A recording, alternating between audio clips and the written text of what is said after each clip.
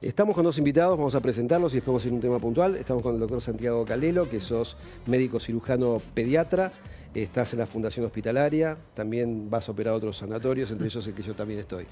Y el doctor Juan Pablo Sade, que sos jefe de oncología genitourinaria del Instituto Alexander Fleming, instituto por excelencia oncológico. Tenés esta especialidad y además estás en el Hospital Austral, ¿no? Sí, señor. Así es. Bueno, un placer. ¿Con qué te parece que empecemos? Mira, yo veo ahí, voy a empezar por ahí, porque cuando llegó yo le dije, bueno, que comience el juego, digo, los juegos del hambre, ¿qué es todo eso que trajo? ¿Qué es todo eso que trajo? Y bueno, un buen cirujano nunca sale desarmado. sin sus armas. Por las dudas, desarmado. Bueno, estamos prevenidos. Siendo lo que vos decías, Agustina, y esto lo hemos visto y ahora nos va a confirmar o no Santiago Calelo, de personas que llegan tarde a las consultas. Nosotros veíamos que los pacientes llegaban a veces con cuadros peritoneales, ahora nos va a explicar de qué se trata, con inflamación abdominal, debido a cuadros infecciosos. En estos casos, una de las cosas más comunes que se producen tiene que ver con la inflamación del apéndice, la apendicitis. Y esto es una cosa que habitualmente cuando comienzan los síntomas, los papás o la persona que va al médico. Pero acá decían, no, vamos a esperar, vamos a darle un medicamento, y llegaban en condiciones avanzadas, cosa que no se veía hace mucho tiempo. ¿Es verdad esto, Santiago? Sí, muchísimo. La verdad que, bueno, acá se ven algunas imágenes, pero la apendicitis es la inflamación de un segmento del intestino, ¿sí? Un segmento del intestino que tiene una forma tubular muy parecida a la de un dedo, ¿sí? Puede medir de 5 a 10 centímetros, pero que se tapa en alguno de sus segmentos y empieza a agrandarse como si fuese una olla a presión. Empieza a calentarse despacito, hasta que esa olla revienta y empieza a repartir pus por todo el abdomen. Ese repartir pus por todo el abdomen, esa inflamación, esa peritonitis, que es de mucho más difícil tratamiento. ¿Por qué? Porque si yo tengo una apendicitis que lo logro retirar en el momento en el que todavía está encapsulado dentro del apéndice, es un paciente que el mismo día, al día siguiente, se puede ir a la casa, ¿sí? En cambio, si es un paciente que tardó en consultar por miedo a la consulta, por miedo al COVID, por miedo en sí al mismo hospital, esto puede agravar el cuadro y llevar a que un paciente que se podría haber ido el mismo día esté 7, 10, 15 días internado por la misma complicación que se produjo por la simple demora. Hay un mito que dice que el apéndice no sirve para nada. ¿Es verdad que no sirve para nada? ¿Para qué está en nuestro cuerpo? Bueno, en realidad los cirujanos le hemos encontrado varios usos distintos, pero la realidad es que naturalmente se ha homologado en las ratas. El apéndice mide más de la mitad del intestino, por ejemplo, ¿sí? Eso quiere decir que tiene algún trabajo en lo que es la digestión de bacterias, ¿sí? Pero que son bacterias que nosotros ya no ingerimos, ¿sí? Por suerte. Eso quiere decir que naturalmente a nosotros no nos sirve. Eso no quiere decir que no sirva para otra cosa. Muchas veces uno puede usar un apéndice para un puente con la vejiga, para un puente con algún segmento del intestino, pero como prótesis natural y no como algo natural de que nazca dentro de la persona el uso, ¿sí? Y la realidad es que tenemos montones de pacientes apendicectomizados que hacen vidas 100% normales, ¿sí? O sea, no tienen ningún problema. ¿Es más común en hombres, en mujeres y el rango etario donde es más común esto? Es un poco más común en hombres que en mujeres, ¿sí? La relación es 9 a 7, ¿sí? Y la edad más frecuente es la segunda década de la vida, ¿sí?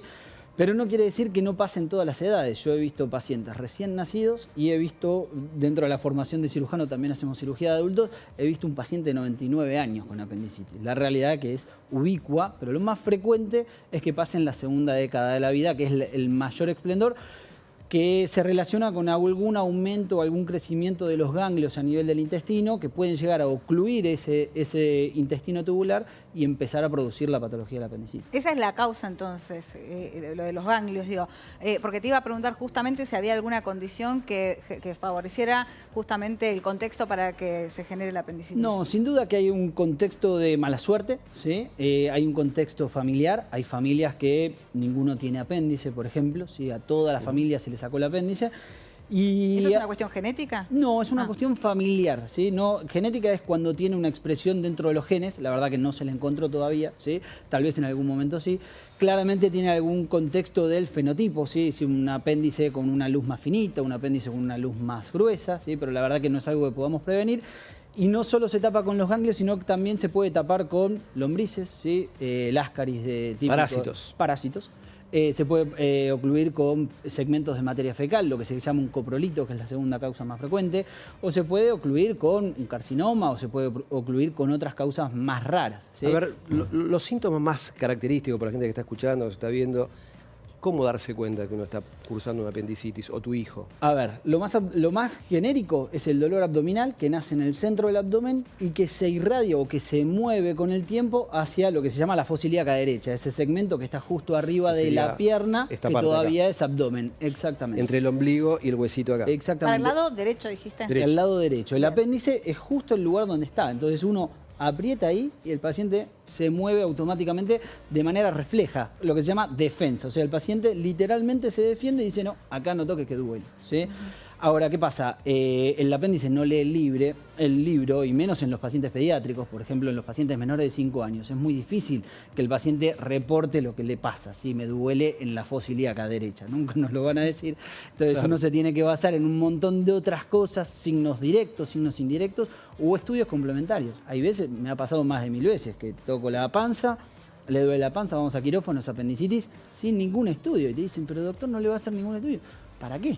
No perdamos tiempo. ¿Y hay ¿sí? algunos otros síntomas que acompañen esto? El dolor abdominal es el más frecuente. Sí. ¿sí? Y eso con el tiempo es como una línea de tiempo que va creciendo. El dolor abdominal va en aumento, empieza con un dolor muy leve que va creciendo. ¿sí? Se le suma la fiebre, se le suman los vómitos, se le puede sumar la diarrea o no, puede acusarlo con constipación o no, pero sobre todo esas tres cosas, el dolor, la fiebre y los vómitos. A eso se le pueden sumar 2 estudios muy útiles, que es el laboratorio, o sea, sacar sangre y ver los glóbulos blancos, ¿sí? Si estos están aumentados o disminuidos, ¿sí? Y en tercer lugar, una ecografía, ¿sí? Que hoy en día es muy fácil de conseguir y es muy útil.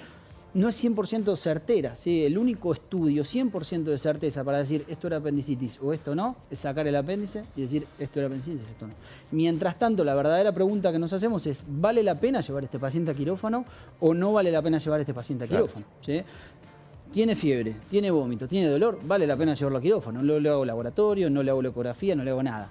Tiene solo dolor y la ecografía es dudosa, y bueno, vamos a llevarlo al quirófano. O tiene solo dolor y los glóbulos blancos están apenas aumentados. Digo, bueno, esperemos. El tiempo también es un aliado muy útil de los médicos, Claro. ¿sí? Que nos sirve. Si este dolor continúa subiendo, es apendicitis. Confieso Si este dolor que mejora, no. cuando hice la parte de cirugía general en la residencia, operamos apendicitis que a veces no eran apendicitis.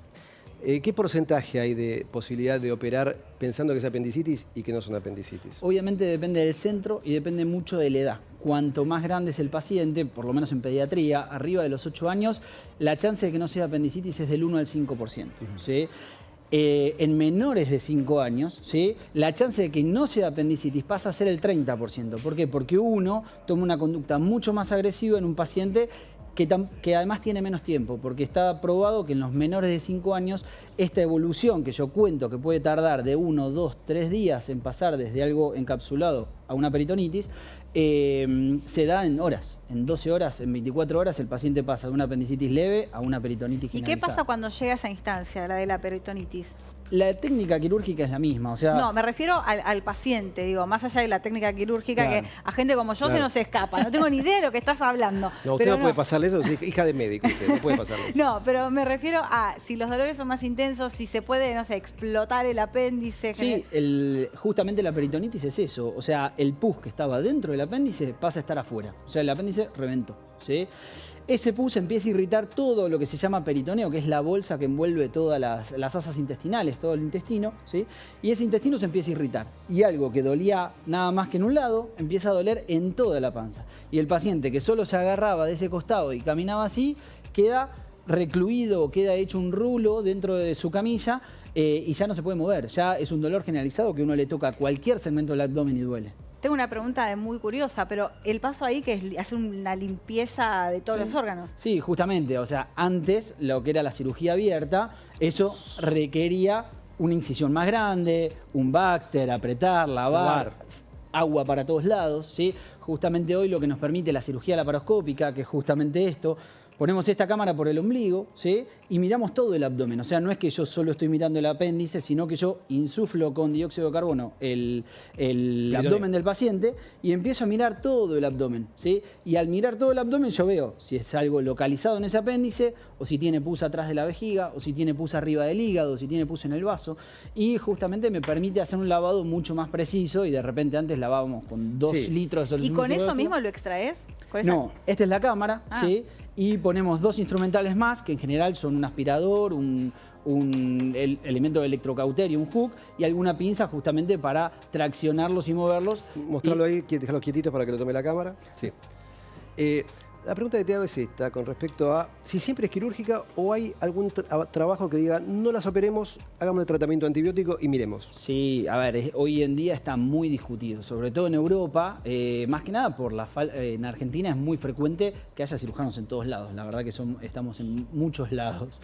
En Europa hay mucho menos cantidad de cirujanos, entonces eso lo que hace es que mucha gente no tenga acceso a un cirujano dentro de las 12 horas de que consultó. Entonces en general se trata con antibióticos, ¿sí? ¿Pero no esconde síntomas al hacer eso? Sí, y los síntomas avanzan. Lo que pasa es que cuando uno coloca los antibióticos, el cuadro se frena. Si esto es una peritonitis, el cuadro se va a frenar.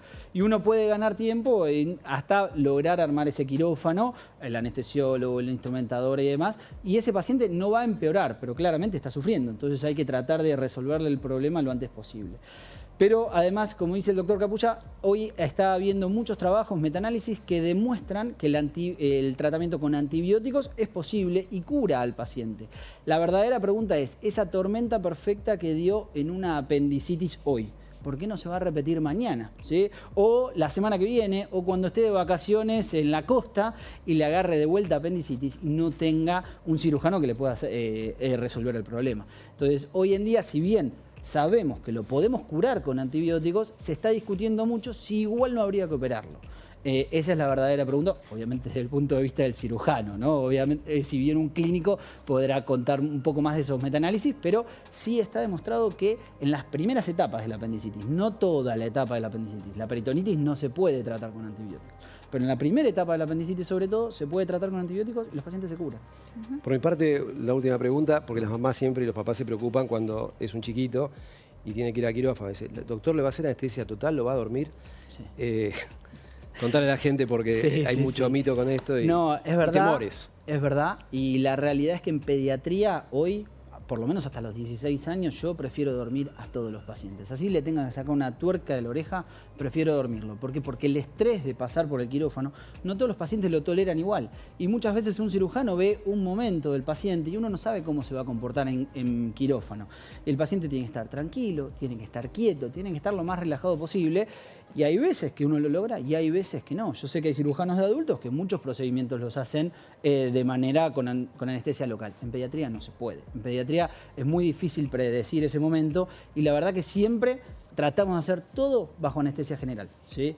¿Y por qué bajo anestesia general? Porque también es más seguro, ¿sí? Yo siempre insisto que una cirugía no tiene más riesgo que cruzar la calle. Pero si uno cruza leyendo el celular por el medio de la calle, y eso va a ser muy peligroso, eso imprime mucho riesgo. Si uno va hasta la esquina, mira a los dos lados, espera el semáforo, lo más probable es que no pase nada. Tengo la última de mi parte. Por supuesto. ¿Vos hiciste tu última? Sí, bueno, tengo más, pero bueno. Sí, claro, sigue el hay programa. que terminar en algún Claro. momento. No, pero mi última es la siguiente. Tener apendicitis, ¿está asociado con desarrollar a futuro algún otro tipo de patología? No está demostrada enfermedad, ninguna asociación con ninguna otra patología. La realidad es que es una patología, yo casi siempre la adjudico a la mala suerte, excepto en esos grupos de familias que tienen todos la misma apendicitis, probablemente tengan un apéndice de algún tipo de forma, como unos tienen una nariz más grande, el otro tiene la nariz más chiquita, pero no más que eso, ¿sí? Y no tiene asociaciones con otras enfermedades de otro tipo más adelante. Bien. Muy bien. Santiago, muchísimas gracias. La verdad que súper interesante el tema. Y para las mamás que están mirando, estén atentas, no se demoren en la consulta, porque acá los minutos, las horas cuentan y la mejor evolución es lo mejor que nos puede pasar con nuestros hijos, con nosotros mismos o, como decía él, también con los adultos. Bueno, seguimos acá.